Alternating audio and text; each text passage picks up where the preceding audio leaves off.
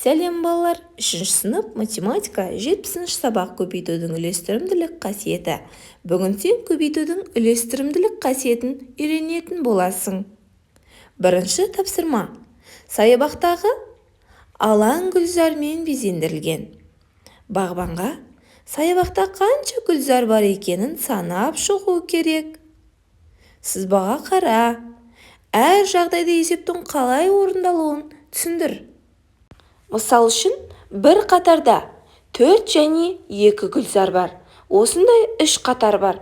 Демек біз 4 және 2 гүлзарды қосамыздағы 3 есеге арттырамыз. 4 қосу 2, көбейту 3 өрнегінің мәні 18-ге тең. Немесе былай орындаймыз. 4-ті 3-ке көбейтіп, 2-ні 3-ке көбейтеміз. 12 мен 6-ның қосындысы да 18-ге тең болады. Балалар, осыдан мынандай қорытындыны санға көбейтудің бірнеше тәсілі бар деген тұжырым жасауға болады. Бірінші тәсіл, қорытындыны тауып оны санға көбейтуге болады.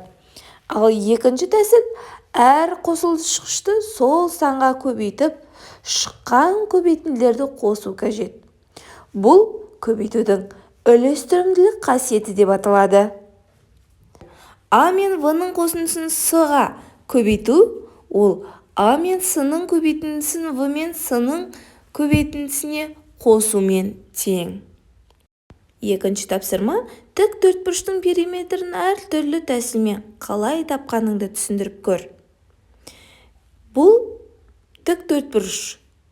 Оның ұзындығы 5 см, ені 3 см. Біз оның енін қосып алып 2 есеге арттыруға болады.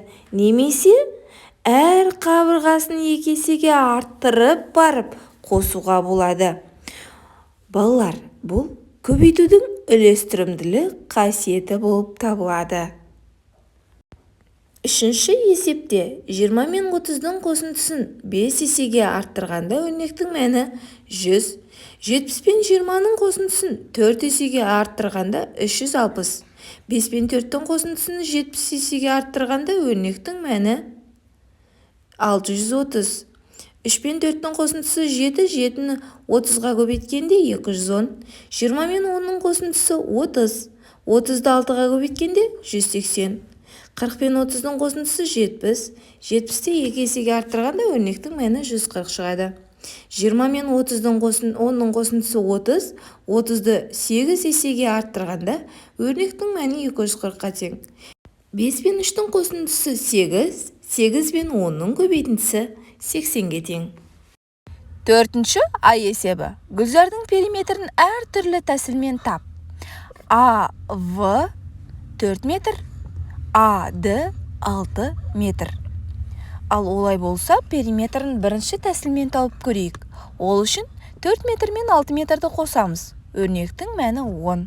10 мен 2-ның көбейтіндісі 20 метрді береді. Екінші тәсіл. Периметрді табу үшін әр қабырғасын 2-ге көбейтіп шығамыз. 4 пен 2-ның көбейтіндісін 2 мен 2-ның көбейтіндісіне қосамыз. Өрнектің мәні және 12 метр болды. Демек, бұл тік төртбұрыштың периметрі 12 метр. Ал енді екінші фигураны есептейік. Екінші фигураны да осылай бірінші және екінші тәсілмен есептейміз. Оның периметрі 60 метр. Ә есебі бойынша осыған ұқсас есептер құрастыр. Қабырғалары 7 және 3 см болатын тік төртбұрыштың периметрі 20 метрге тең болады. Оның да бірінші, екінші және үшінші тәсілмен есептеп көрсеттік. Бесінші есеп.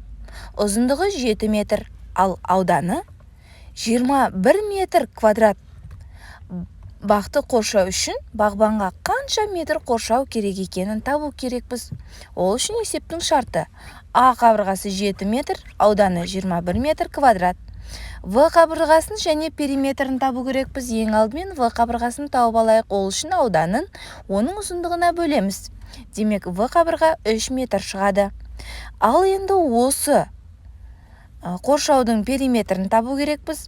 Оны табу үшін 7 мен 3-дің қосындысы 10-ды 2 есеге арттырамыз. Өрнектің мәні 20 метр болады. Демек, осы бағбанға бұл қоршауды қоршау үшін жалпы 20 метр қоршау қажет болады